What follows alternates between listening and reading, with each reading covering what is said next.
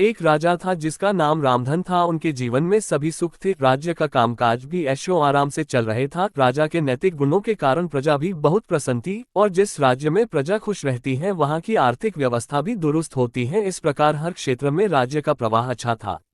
इतने सुखों के बाद भी राजा दुखी था, क्योंकि उसकी कोई संतान नहीं थी। यह गम राजा को अंदर ही अंदर सताता रहता था। प्रजा को भी इस बात का बहुत दुख था। वर्षों के बाद राजा की यह मुराद पूरी हुई और उसे एक पुत्र की प्राप्ति हुई। पूरे नगर में कई दिनों तक जश्न मना, नागरिकों को राजमहल में दावत दी गई। राजा की इस खुशी में प्रजा भी झूम रही थी। समय बीतता जा रहा था। राजकुमार का नाम नंदन सिंह रखा गया। पूजा पाठ एवं इंतजार के बाद राजा को संतान प्राप्त हुई थी, इसलिए उसे बड़े लाड़ प्यार से रखा जाता था। लेकिन अति किसी बात की अच्छी नहीं होती। अधिक लाड़ ने नंदन सिंह को बहुत बिगाड़ दिया था। बचपन में तो नंदन की सभी बातें दिल को लुभाती थी, पर बड़े होते होते यही बातें बदतमीजी लगने लगती है। नंदन बहुत ज्यादा जिद्दी हो गया था। उसके मन में अहंकार आ गया था। वो चाहता था कि प्रजा सदैव उसकी जय जयकार करे, उसकी प्रशंसा करे। उसकी बात ना सुनने पर वो कोलाहल मचा देता था। बेचारे सैनिकों को तो वो पैर की जुती ही समझता था। आए दिन उसका प्रकोप प्रजा पर उतरने लगा था। वो खुद को भगवान के समान पूजता देखना चाहता था। आयु तो बहुत कम थी, लेकिन अहम कई गुना बढ़ चुका था।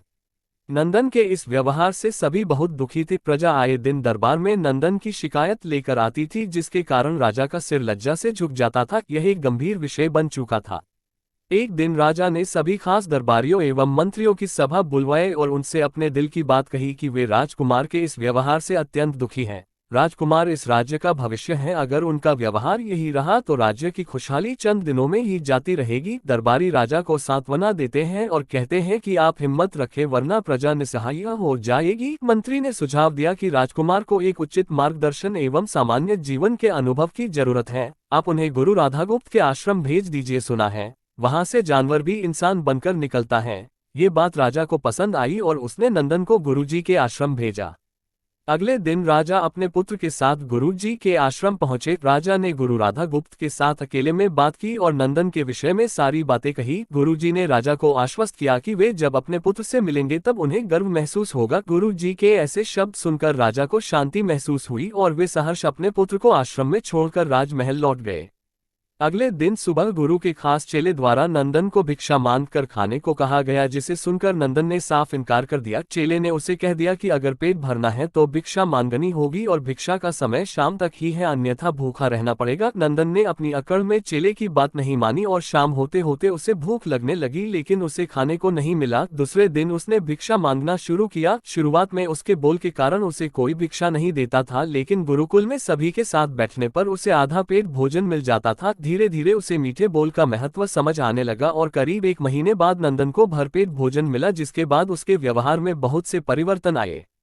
इसी तरह गुरुकुल के सभी नियमों ने राजकुमार में बहुत से परिवर्तन किए, जिसे राधागुप्त जी भी समझ रहे थे। एक दिन राधागुप्त जी ने नंदन को अपने साथ सुबह सवेरे सैर पर चलने कहा। दोनों सैर पर निकल गए। रास्ते भर बहुत बातें की। गुरुजी ने नंदन से कहा कि तुम बहुत बुद्धिमान हो और तुम में बहुत अधिक ऊर्जा है, जिसका तुम्हें सही दिशा में उपयोग करना आना चाहिए। दोनों चलते चलते एक सुंदर बाग में पहुंच गए, जहां बहुत सुंदर सुंदर फूल थे, जिनसे बाग महक रहा था। गुरुजी ने नंदन को बाग से पूजा के लिए गुलाब के फूल तोड़ने कहा। नंदन झट से सुंदर सुंदर गुलाब तोड़ लाया और अपने गुरु के सामने रख दिए। अब गुरुजी ने उसे नीम के पत्ते तोड़कर लाने कहा। नंदन वो भी ले आया। अब गुरुजी ने उसे एक गुलाब सूंघने दिया और कहा, बताओ कैसा लगता है। नंदन ने गुलाब सूंघा और गुलाब की बहुत तारीफ की। फिर गुरुजी उसे नीम के पत्ते चखकर उसके बारे में कहने को कहा। जैसे ही नंदन ने नीम के पत्ते खाए, उसका मुंह कड़वा हो गया और उसने उसकी बहुत निंदा की और जतर कतर पीने का पानी ढूंढने लगा।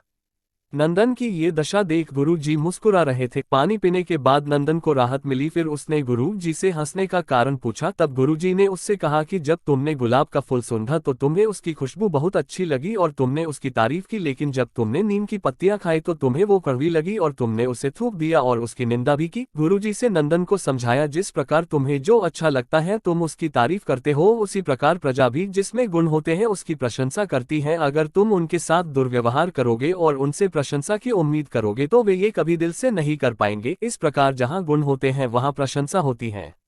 नंदन को सभी बातें विस्तार से समझ आ जाती हैं और वो अपने महल लौट जाता है। नंदन में बहुत परिवर्तन आता है और वो बाद में एक सफल राजा बनता है। कहानी की शिक्षा। गुरु की सीख ने नंदन का जीवन ही बदल दिया। वो एक क्रूर राजकुमार से एक न्यायप्रिय दयालु राजा बन गया। इस कहानी से हमें यही शिक्षा मिलती है कि हम में गुण होंगे तो लोग हमें हमेशा पसंद करेंगे, लेकिन अगर हम अवगुणी हैं तो हमें प्रशंसा कभी नहीं मिल सकती।